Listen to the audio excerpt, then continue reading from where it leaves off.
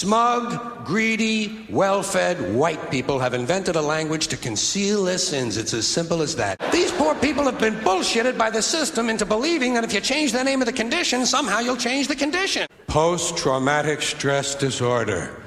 I'll bet you if we'd have still been calling it shell shock, some of those Vietnam veterans might have gotten the attention they needed at the time. I'll bet you that. I'll bet you that. On December 3rd, 2021, a sting operation by the vigilante group People v. Preds confronted Jeff, the man you see on screen, outside his home after he repeatedly sent sexually explicit messages to a 15-year-old boy and then invited him over to his home. Take note of the t-shirt he's wearing here with the PS5 logo on it, because Jeff is, in fact, George Cacioppo, then Senior Vice President for the PlayStation Network, and had worked for Sony Interactive Entertainment close to a decade. When responding to a user on Twitter, IGN editor Dan Stapleton explained that it wasn't newsworthy because he'd personally never heard of him, and if he'd, quote, used his position to do it, then it would qualify as news. Note the shirt from earlier, and his position once more as a vice president at Sony Interactive Entertainment. It was not until 2 full days after this exchange,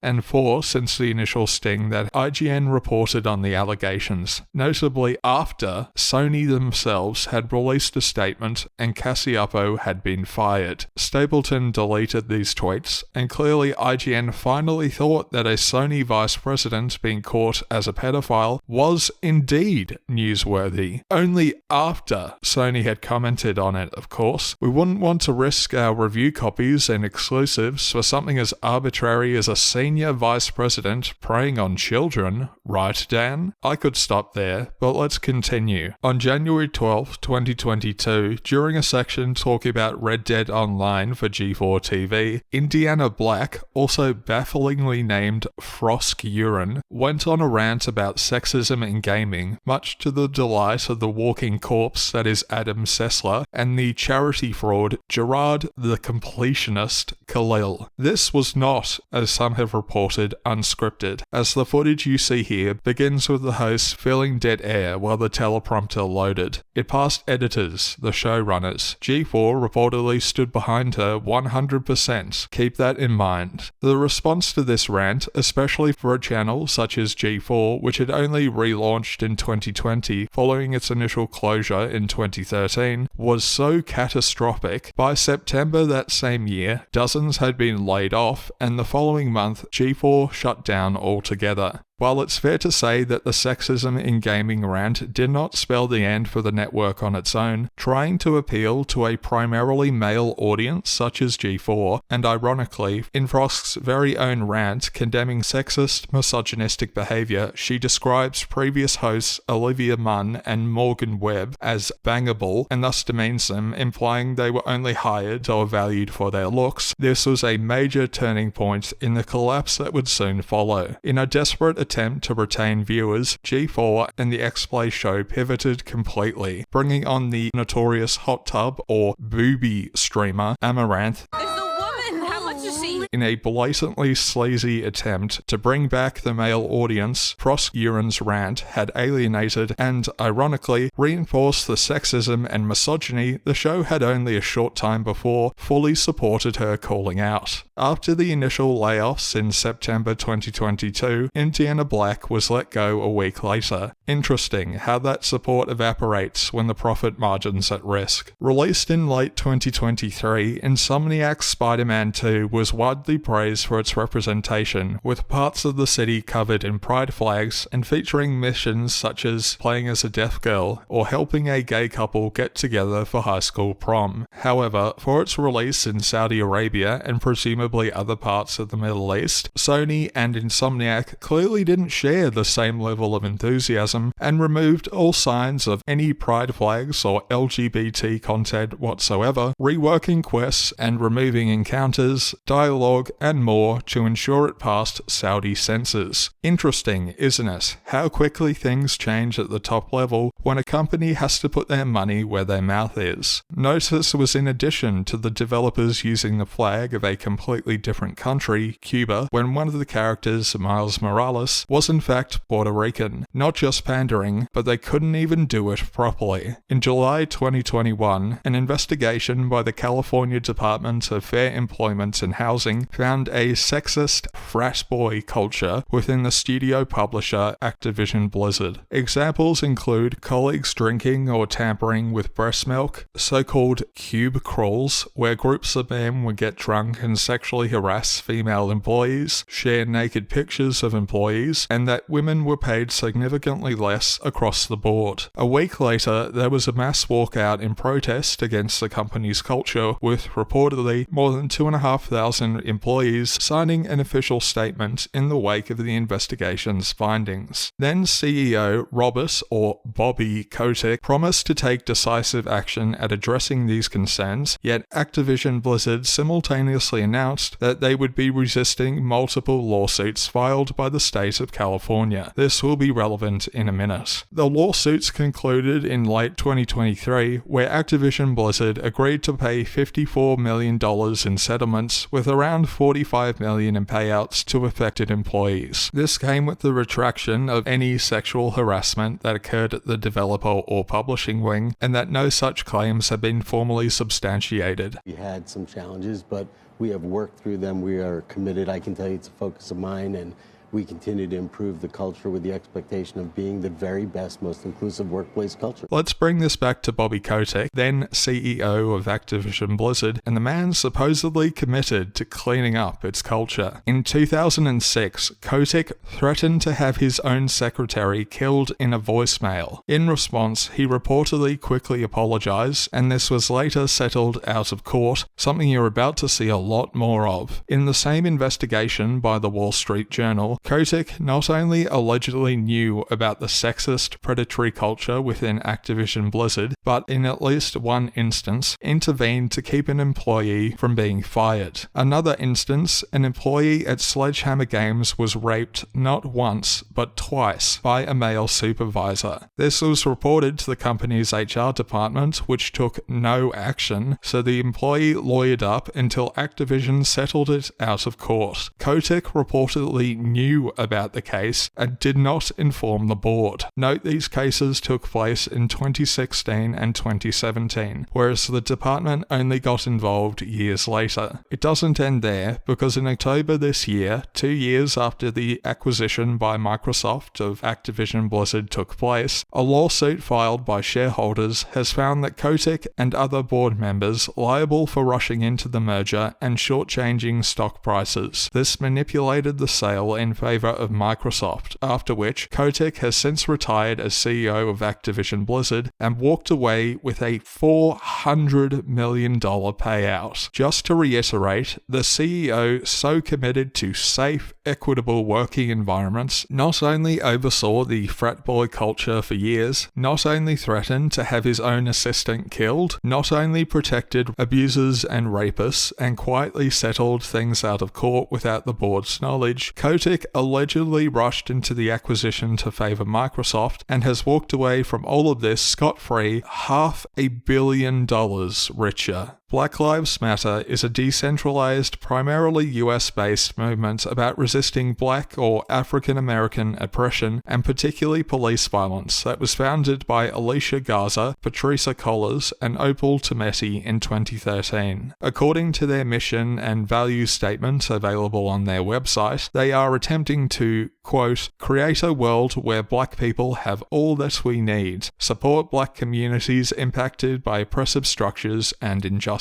End quote. After the death of George Floyd in 2020, which triggered a wave of protests around racial discrimination and police violence worldwide, Black Lives Matter reportedly received $90 million in donations. In 2022, members of the foundation revealed the purchase of a $6 million mansion entirely funded by the donations the group received. This had not been disclosed at any time in the nearly 18 months since its purchase. campus. Referred to as the campus, while there is evidence to show that the home has been used to hold dinners for families affected by police violence, such as this example in late 2023, I have not been able to find any evidence suggesting any of the donations have gone to the families directly affected by police violence. This is in addition to callers who had purchased 4 homes valued at nearly $3 million in April 2021 that led to her resignation the following month. It is particularly interesting that the mansion was bought so soon after George Floyd's death, while the proverbial iron was hot and donations were at their peak. As of October 2025, the Black Lives Matter Global Network Foundation Incorporated and its board of founders are now under investigation by the US Department of Justice for potentially defrauding donors. The organization released a statement saying that, quote, "We remain committed to full transparency, accountability, and the responsible stewardship of resources dedicated to building a better future for Black communities," end quote. Subchapters of the BLM organization are reportedly at odds with the founders and now fundraise independently from the Black Lives Matter Global Network Foundation Incorporated, the very same foundation that purchased the $6 million mansion where its founders now live, with an estimated $28 million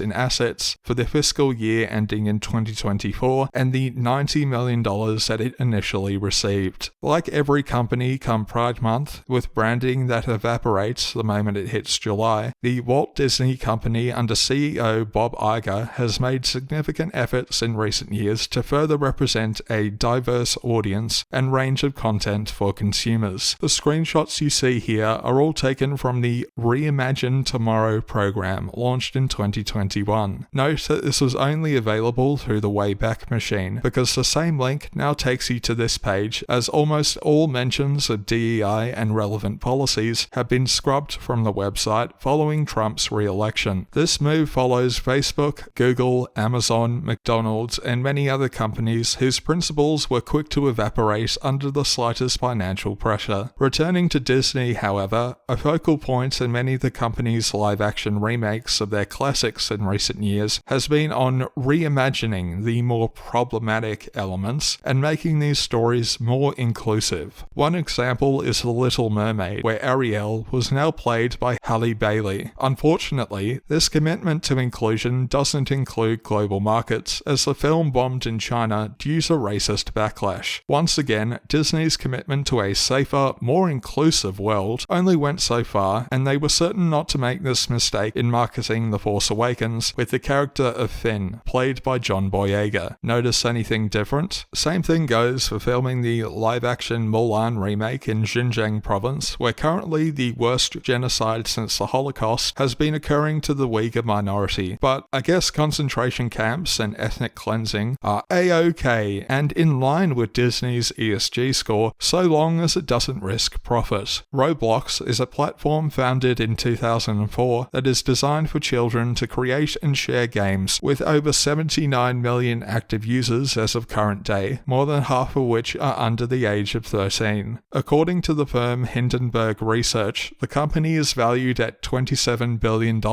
and described as a, quote, pedophile hellscape for kids. Partly due to its success and also diminishing profitability, the platform has reduced its few, quite clearly tokenistic attempts to regulate the platform, which has allowed a significant presence of groomers and other predators to use the platform to get in contact with children. The research was quite extensive, so I'll include some highlights on screen for you to read. Feel free to pause as we go. The currency used for microtransactions, Robux, is also frequently used, where predators will pay children in exchange for role-playing and sexual favors. At the time of writing, Roblox is subject to multiple lawsuits and class actions in response to the failures to protect children and, by implication, enabling predators further so as to not hurt its metrics. In response to the growing criticism, CEO Dave Baszucki said that it was up to parents to keep their children off Roblox. What an excellent response to your own failures to ensure safety measures and stop the scum of the earth from preying on children on your very own platform. Roblox doubled down on this contradiction in August this year because, rather than taking down the many games such as those highlighted by Hindenburg Research that are explicitly about grooming and other degenerate behavior, the company decided to ban a YouTuber named Schlepp who was hunting these people instead. I could keep going on and on and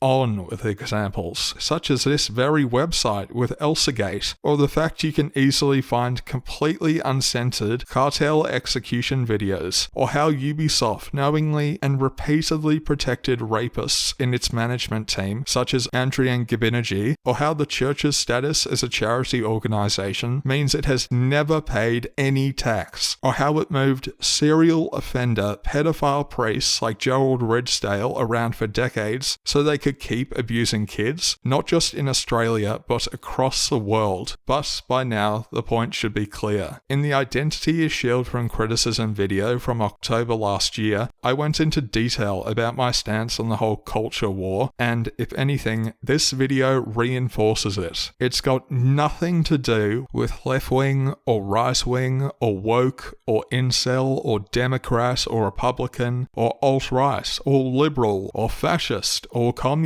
Corporations don't care about you. They don't actually believe anything they say. That is the very nature of PR. All they care about is money. If it benefits them to perpetuate the culture war, or slap some Black Lives Matter branding on for a few months, or quickly roll back DEI initiatives for the changing market, or donate to extremist lobby groups, business will do whatever it takes to make money. There is no endpoint in the race to the bottom, and the rest of us, the rest of the world, has to suffer for it. Look to yourself and build your own moral code. Don't echo the same shit that companies crank out when they couldn't care less if you were bleeding out in the gutter. Just as with YouTubers, streamers, Twitter socialites, and the exact same kind of elite that don't have a single bit of integrity in their body and couldn't take a stance on anything to save their life. With that being said, if you made it to the end, I'm grateful. As I keep harping on about, don't take anything I've said here as gospel either. Think critically and never, ever, ever support something unconditionally, because that is more important now than ever.